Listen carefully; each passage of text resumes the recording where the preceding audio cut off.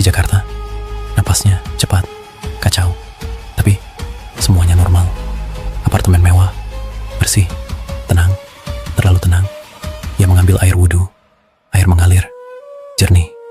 Lalu, perlahan, menghitam, kental, bau anyir. Darah memenuhi udara. Alia menatap cermin. Dan di sana, mereka berdiri, tepat di belakangnya. Diam, menatap, tanpa mata. Alia bersujud, gemetar, mencoba bangkit. Tapi tubuhnya tidak bergerak. Lalu, dari bawah lantai, suara itu kembali. Pelan, sangat pelan, hampir seperti napas. Dosa tidak ditinggalkan di desa. Hening, panjang, dosa dibawa di dalam darah.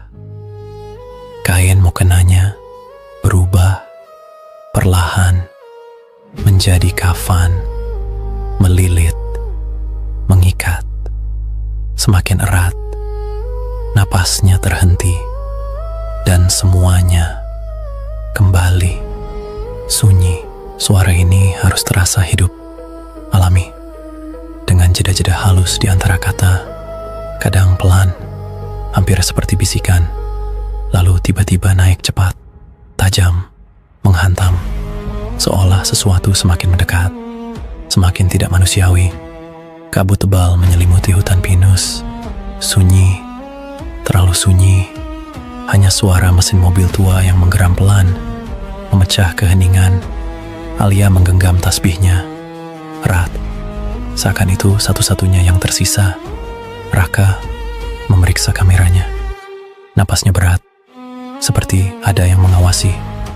Mobil berhenti, kayu jembatan tua berderit, panjang, menyakitkan telinga. Suara air di bawahnya, bukan sekadar air, terdengar seperti ribuan bisikan. Pelan, saling tumpang tindih.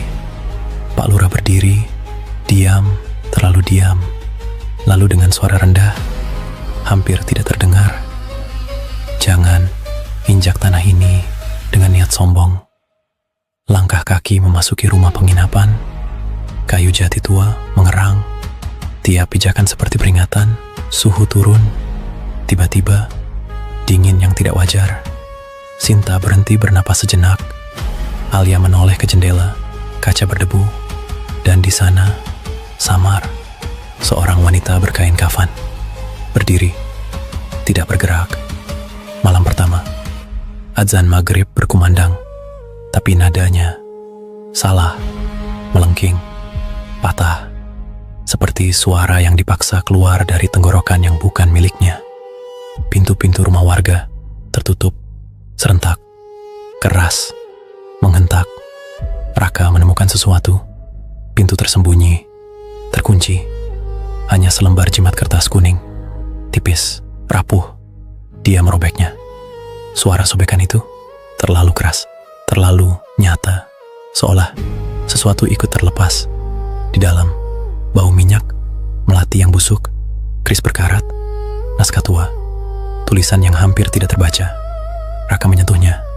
Lalu, cekrek kulitnya tergores. Darah menetes. 1 tetes. 2 jatuh ke tanah. Dan tanah itu seperti menyerapnya.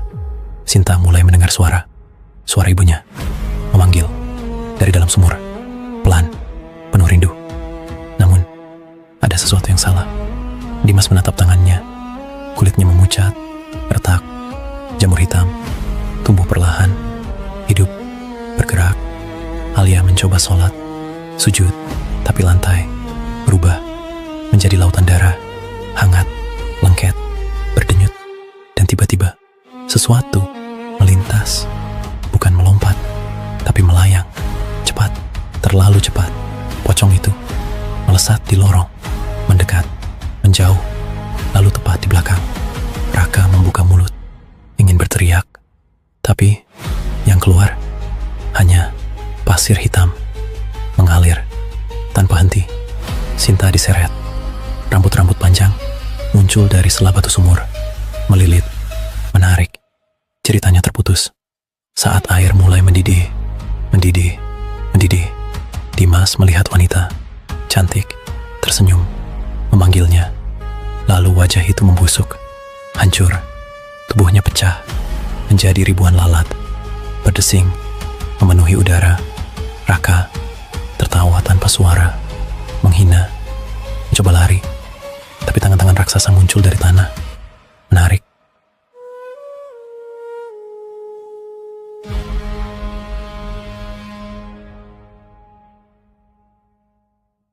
Seorang wanita berkain kafan, berdiri, tidak bergerak. Malam pertama, azan maghrib berkumandang, tapi nadanya salah, melengking, patah, seperti suara yang dipaksa keluar dari tenggorokan yang bukan miliknya. Pintu-pintu rumah warga tertutup, serentak, keras, menghentak. Raka menemukan sesuatu. Pintu tersembunyi, terkunci. Hanya selembar jimat kertas kuning, tipis, rapuh. Dia merobeknya. Suara sobekan itu terlalu keras, terlalu nyata, seolah sesuatu ikut terlepas. Di dalam, bau minyak, melati yang busuk, keris berkarat, naskah tua, tulisan yang hampir tidak terbaca. Raka menyentuhnya, lalu cekrek kulitnya tergores. Darah menetes. 1 tetes, 2 jatuh ke tanah, dan tanah itu seperti menyerapnya. Sinta mulai mendengar suara ibunya memanggil dari dalam sumur, pelan, penuh rindu. Namun ada sesuatu yang salah. Dimas menatap tangannya, kulitnya memucat, retak, jamur hitam tumbuh perlahan, hidup, bergerak.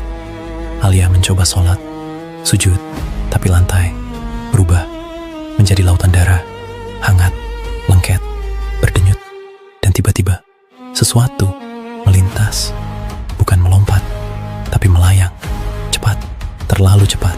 Pocong itu melesat di lorong, mendekat, menjauh, lalu tepat di belakang. Raka membuka mulut, ingin berteriak, tapi yang keluar hanya pasir hitam, mengalir tanpa henti. Sinta diseret. Rambut-rambut panjang muncul dari sela batu sumur, melilit, menarik. Ceritanya terputus saat air mulai mendidih, mendidih, mendidih. Dimas melihat wanita cantik, tersenyum, memanggilnya.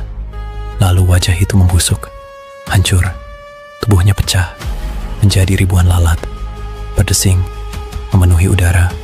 Raka tertawa tanpa suara, menghina, mencoba lari, tapi tangan-tangan raksasa muncul dari tanah, menarik.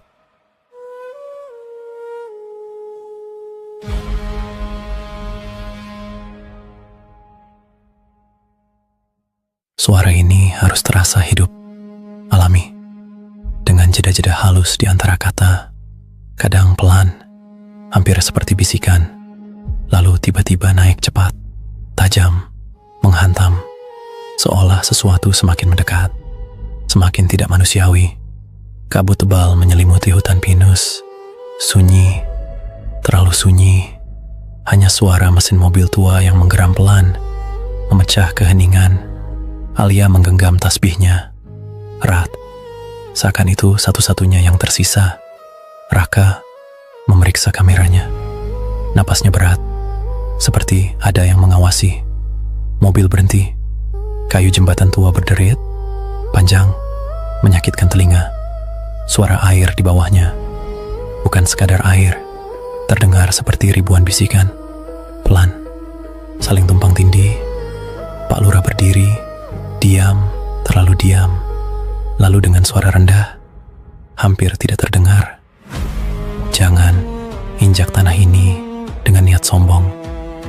Langkah kaki memasuki rumah penginapan, kayu jati tua mengerang, tiap pijakan seperti peringatan. Suhu turun, tiba-tiba dingin yang tidak wajar.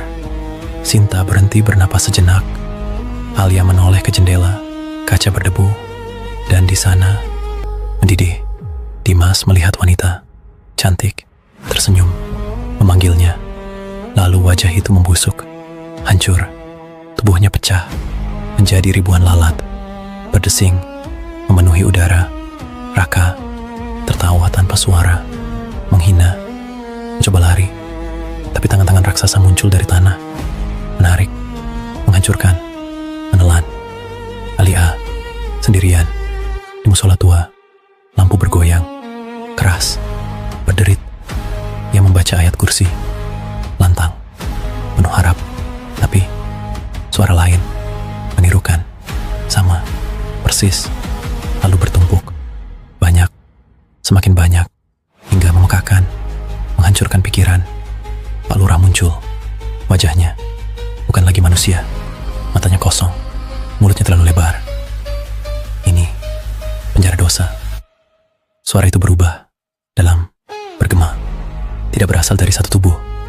Kalian bukan tamu. Hening, sekejap, lalu kalian makanan. Cahaya samar, seorang wanita berkain kafan, berdiri, tidak bergerak. Malam pertama, azan maghrib berkumandang, tapi nadanya salah, melengking, patah, seperti suara yang dipaksa keluar dari tenggorokan yang bukan miliknya. Pintu-pintu rumah warga tertutup, serentak, keras, menghentak. Raka menemukan sesuatu. Pintu tersembunyi, terkunci. Hanya selembar jimat kertas kuning, tipis, rapuh. Dia merobeknya. Suara sobekan itu terlalu keras, terlalu nyata, seolah sesuatu ikut terlepas. Di dalam, bau minyak, melati yang busuk, keris berkarat, naskah tua, tulisan yang hampir tidak terbaca. Raka menyentuhnya, lalu cekrek kulitnya tergores. Darah menetes. 1 tetes. 2 jatuh ke tanah. Dan tanah itu seperti menyerapnya. Sinta mulai mendengar suara ibunya memanggil dari dalam sumur, pelan, penuh rindu. Namun ada sesuatu yang salah. Dimas menatap tangannya. Kulitnya memucat, retak, jamur hitam tumbuh perlahan, hidup, bergerak. Alia mencoba sholat, sujud, tapi lantai berubah menjadi lautan darah, hangat, lengket, berdenyut, dan tiba-tiba sesuatu melintas, bukan melompat, tapi melayang, cepat, terlalu cepat. Pocong itu melesat di lorong, mendekat, menjauh, lalu tepat di belakang. Raka membuka mulut, ingin berteriak, tapi yang keluar hanya pasir hitam, mengalir tanpa henti. Sinta diseret, rambut-rambut panjang muncul dari sela batu sumur, melilit, menarik. Ceritanya terputus saat air mulai mendidih,